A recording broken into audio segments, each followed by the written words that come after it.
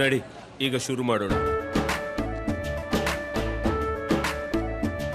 ಕೇಸರಿಯಿಂದ ಮನೋಲ್ಲಾಸ ಮನಸ್ಸು ಮತ್ತೇರಿ ಕುಣಿದಾಡಿದೆ ನೋಡು, ಮನಸ್ಸು ಮತ್ತೇರಿ ಕುಣಿದಾಡಿದೆ ನೋಡು. ಕ್ಷಣ ಕ್ಷಣವೂ ಆಚರಿಸಿ ಕೇಸರಿ ಹಬ್ಬ. ವಿಮಲ್ ಬಾಯಲ್ಲಿ ಹೇಳಿ ಕೇಸರಿ. ರಾಜ್ಯ ಸಚಿವ HD ರೇವಣ್ಣಗೆ ಜೈಲ ಬೇಲ, ಆನ್ಸಿಪೇಟರಿ ಬೇಲ್ ಸಿಗತ್ತಾ ಇಲ್ವಾ? ಅವರ ನಿರೀಕ್ಷಣಾ ಜಾಮೀನಿನ ಅರ್ಜಿ ಇದೀಗ ಜನಪ್ರತಿನಿಧಿಗಳ ನ್ಯಾಯಾಲಯದಲ್ಲಿ ವಿಚಾರಣೆಗೆ ಬಂದಿದೆ. ಬೆಂಗಳೂರಿನ ಜನಪ್ರತಿನಿಧಿಗಳ ನ್ಯಾಯಾಲಯದಲ್ಲಿ HD ರೇವಣ್ಣ ನಿರೀಕ್ಷಣಾ ಜಾಮೀನು ಅರ್ಜಿ ವಿಚಾರಣೆ ಆರಂಭ ಆಗಿದೆ. ಹಾಗಾಗಿ ಇನ್ನೇನು ಕೆಲವೇ ಕ್ಷಣಗಳಲ್ಲಿ HD ರೇವಣ್ಣ ಭವಿಷ್ಯ ಏನಾಗುತ್ತೆ ಅನ್ನೋದು ಗೊತ್ತಾಗುತ್ತೆ. ಓಕೆ, ಆಲ್ ರೈಟ್, ಅಪ್ಡೇಟ್ ಬರ್ತಾ ಇದೆ. 2:45ಕ್ಕೆ ವಿಚಾರಣೆಯನ್ನ ಕೋರ್ಟ್ ಮುಂದೂಡಿದೆ.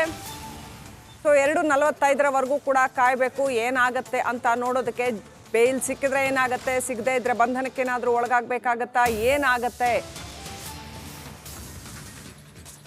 ಅಪ್ಡೇಟ್ ಪಡ್ಕೊಳ್ಳೋಣ. ನಮ್ಮ crime bureau chief Sunil Dharmasthala ಸಂಪರ್ಕದಲ್ಲಿದ್ದಾರೆ. ಸುನಿಲ್, ಈಗ ಇರ್ತಕ್ಕಂಥ ಬೃಹತ್ ಪ್ರಶ್ನೆ, ಒಂದ್ ಕಡೆ ಪ್ರಜ್ವಲ್ ವಿದೇಶದಲ್ಲಿ ಇರ್ತಕ್ಕಂಥದ್ದು, ಇನ್ನೊಂದು ಕಡೆ HD ರೇವಣ್ಣಗೆ ಇದು ಬಹಳ ದೊಡ್ಡ ಉರುಳ ಆಯ್ತಾ? ಇವತ್ತೇ ಬಂಧನ ಸಾಧ್ಯತೆ ಏನಾದರೂ ಇದೆಯಾ ಒಂದ್ ವೇಳೆ ಬೇಲ್ ಸಿಗದಿದ್ರೆ? ಏನ್ ಹೇಳುತ್ತೆ ಕಾನೂನು ಸುನಿಲ್? ಶ್ರೀಲಕ್ಷ್ಮಿ, ಈ ಒಂದು ಪ್ರಕರಣಕ್ಕೆ ಸಂಬಂಧಪಟ್ಟಂತೆ ಈಗಾಗಲೇ HD ರೇವಣ್ಣ ಅವರು ನಿರೀಕ್ಷಣಾ ಜಾಮೀನಿಗಾಗಿ ಕೋರ್ಟಿಗೆ ಮನವಿಯನ್ನು ಸಲ್ಲಿಕೆ ಮಾಡಿದ್ರು. ಜನಪ್ರತಿನಿಧಿಗಳ ವಿಶೇಷ ನ್ಯಾಯಾಲಯದಲ್ಲಿ ಇದಕ್ಕೆ ಸಂಬಂಧಪಟ್ಟಂಥ ಒಂದು ಅರ್ಜಿಯ ವಿಚಾರಣೆ ಕೂಡ ನಡೀತಾ ಇತ್ತು. ಇದೀಗ ಆರಂಭಗೊಂಡಂತಹ ವಿಚಾರಣೆ ಮತ್ತೆ 2:45ಕ್ಕೆ ಮಧ್ಯಾಹ್ನ 2:45ಕ್ಕೆ ಮುಂದೂಡಿಕೆ ಆಗಿರುವಂಥದ್ದು. ಇಲ್ಲಿ ಗಮನಿಸಬೇಕಾದಂಥ ಒಂದು ವಿಚಾರ ಅಂತ ಹೇಳಿದರೆ, ಕಳೆದ 2-3 ದಿನಗಳಿಂದ HD ರೇವಣ್ಣ ಅವರು ಎಲ್ಲೂ ಕೂಡ ಕಾಣಿಸ್ಕೊಂಡಿಲ್ಲ. ಮಾತ್ರವಲ್ಲ, SIT ಅವರು ವಿಚಾರಣೆಗೆ ಹಾಜರಾಗಬೇಕು ಅನ್ನುವಂತಹ ನೋಟಿಸ್ನ ನೀಡಿದ್ರು ಕೂಡ ಅದಕ್ಕೆ ಸ್ಪಂದಿಸಿರಲಿಲ್ಲ ಅನ್ನುವಂಥ ಒಂದು ಮಾಹಿತಿ ಬರ್ತಾ ಇರುವಂಥದ್ದು. ಇದೀಗ ಕೋರ್ಟ್ನಲ್ಲಿ ಏನು ಡಿಸೈಡ್ ಆಗುತ್ತೆ ಅದರ ಬೇಸ್ ಮೇಲೆ ಮುಂದಿನ ಒಂದು ನಿರ್ಧಾರವನ್ನು ತಗೊಳ್ಳೋದಕ್ಕೆ HD ರೇವಣ್ಣ ಅವರು ನಿರ್ಧಾರವನ್ನು ಮಾಡಿದಂತೆ ಕಾಣಿಸ್ತಾ ಇದೆ.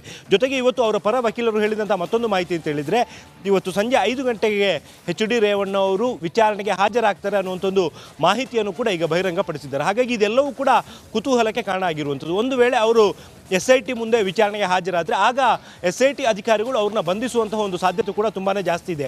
ಏನಕ್ಕೆ ಅಂದರೆ, ಇಲ್ಲಿ 2 ಪ್ರಕರಣಗಳಲ್ಲಿ HD ರೇವಣ್ಣ ವಿರುದ್ಧ ಗಂಭೀರವಾದಂತಹ ಆರೋಪಗಳಿರುವಂಥದ್ದು. ಅದರಲ್ಲಿ ಒಂದು ಹೊಳೆನರಸೀಪುರದಲ್ಲಿ ದಾಖಲಾಗಿರುವಂತಹ 354D ಮತ್ತು KR ನಗರದಲ್ಲಿ ದಾಖಲಾಗಿರುವಂತಹ ಕಿಡ್ನಾಪ್ ಕೇಸ್. ಈ 2 ಪ್ರಕರಣಗಳಿಗೆ ಸಂಬಂಧಪಟ್ಟಂತೆ HD ರೇವಣ್ಣ ಅವ್ರನ್ನ ವಿಚಾರಣೆಗೊಳಪಡಿಸುವಂಥ ಅಗತ್ಯ ಕೂಡ ಇದೆ. ಜೊತೆಗೆ ನಿನ್ನೆಷ್ಟೇ SIT ಅಧಿಕಾರಿಗಳು ಇವರ ವಿರುದ್ಧ ಲುಕೌಟ್ ನೋಟಿಸ್ ಕೂಡ ಜಾರಿಗೊಳಿಸಿದ್ರು.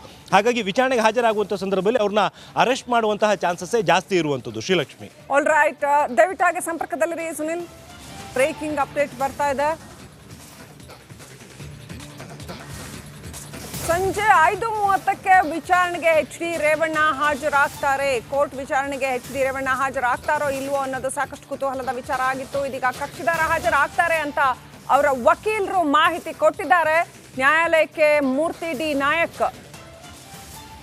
ಮಾಹಿತಿಯನ್ನು ಕೊಟ್ಟಿದ್ದಾರೆ. HD ರೇವಣ್ಣ ಅವರ ಲಾಯರ್ ಸಂಜೆ 5:15ಕ್ಕೆ ವಿಚಾರಣೆಗೆ ಹಾಜರಾಗ್ತಾರೆ ಅನ್ನೋಂಥದ್ದನ್ನ ಹೇಳಿದ್ದಾರೆ. ಕಕ್ಷಿದಾರ 5:15ಕ್ಕೆ ಹಾಜರಾಗ್ತಾರೆ ಅಂತ ಮಾಹಿತಿ ಕೊಟ್ಟಿದ್ದಾರೆ. ಅಷ್ಟೊತ್ತಿಗೆ ಹಿಯರಿಂಗ್ ನಡೆಯುತ್ತಾ ಏನು ಎತ್ತ ಕಾದು ನೋಡಬೇಕಾಗಿದೆ.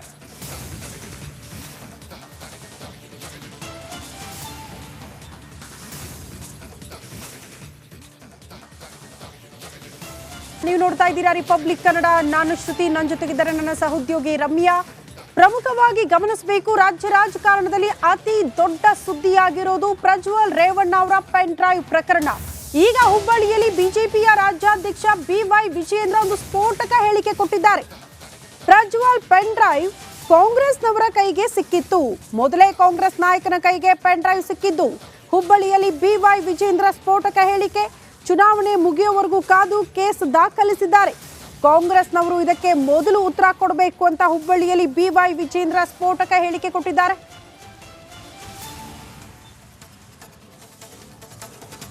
ಇನ್ನೊಂದು ಮಾತನ್ನು ಕೂಡ, ಇನ್ನೊಂದು ಹೇಳಿಕೆಯನ್ನು ನೀವು ಗಮನಿಸಬೇಕು. ಇಂಥ ಪ್ರಕರಣದಲ್ಲಿ ಭಾರತೀಯ ಜನತಾ ಪಾರ್ಟಿ ಬೆಂಬಲಿಸ್ತಕ್ಕಂಥ ಪ್ರಶ್ನೆ ಉದ್ಭವ ಆಗೋದಿಲ್ಲ, ಅದನ್ನು ಸ್ಪಷ್ಟವಾಗಿ ಹೇಳಿದ್ದಾರೆ. ನಾನು ತಮ್ಮ ಮೂಲಕ ರಾಜ್ಯದ ಮುಖ್ಯಮಂತ್ರಿಗಳಿಗೆ, ಉಪಮುಖ್ಯಮಂತ್ರಿಗಳಿಗೆ ಕೇಳೋದಕ್ಕೆ ಇಚ್ಛಪಡ್ತೇನೆ. ಈಗ ಬರ್ತಾ ಇರ್ತಕ್ಕಂಥ ಮಾಹಿತಿಗಳು ನೋಡಿದ್ರೆ ಈ ಪೆನ್ ಡ್ರೈವು ಕಾಂಗ್ರೆಸ್ ಸರ್ಕಾರಕ್ಕೆ ಮುಂಚಿತವಾಗಿ ಸಿಕ್ಕಿತ್ತು. ಮೊದಲ ಹಂತದ ಚುನಾವಣೆ ಮುಗಿಯ ತನಕ ಕಾಯ್ದು ಕೊನೆ ಒಂದಿನ ಇದ್ದಂಗೆ ಬಿಡುಗಡೆ ಮಾಡಿಸಿದ್ದಾರೆ ಅಂತಕ್ಕಂಥ ಚರ್ಚೆಗಳು ಕೂಡ ರಾಜ್ಯದಲ್ಲಿ ನಡೀತಾ ಇದೆ. ಅಮಿತ್ ಶಾ ಅವರು ಇನ್ನೊಂದು ಮಾತನ್ನು ಕೂಡ ಇನ್ನೊಂದು ಹೇಳಿಕೆಯನ್ನು ನೀವು ಗಮನಿಸಬೇಕು. ಇಂಥ ಪ್ರಕರಣದಲ್ಲಿ ಭಾರತೀಯ ಜನತಾ ಪಾರ್ಟಿ ಬೆಂಬಲಿಸ್ತಕ್ಕಂಥ ಪ್ರಶ್ನೆ ಉದ್ಭವ ಆಗೋದಿಲ್ಲ, ಅದನ್ನು ಸ್ಪಷ್ಟವಾಗಿ ಹೇಳಿದ್ದಾರೆ. ನಾನು ತಮ್ಮ ಮೂಲಕ ರಾಜ್ಯದ ಮುಖ್ಯಮಂತ್ರಿಗಳಿಗೆ ಉಪಮುಖ್ಯಮಂತ್ರಿಗಳಿಗೆ ಕೇಳೋದಕ್ಕೆ ಇಚ್ಛಪಡ್ತೇನೆ. ಈಗ ಬರ್ತಾ ಇರ್ತಕ್ಕಂಥ ಮಾಹಿತಿಗಳು ನೋಡಿದ್ರೆ ಈ ಪೆನ್ ಡ್ರೈವು ಕಾಂಗ್ರೆಸ್ ಸರ್ಕಾರಕ್ಕೆ ಮುಂಚಿತವಾಗಿ ಸಿಕ್ಕಿತ್ತು. ಮೊದಲ ಹಂತದ ಚುನಾವಣೆ ಮುಗಿಯ ತನಕ ಕಾಯ್ದು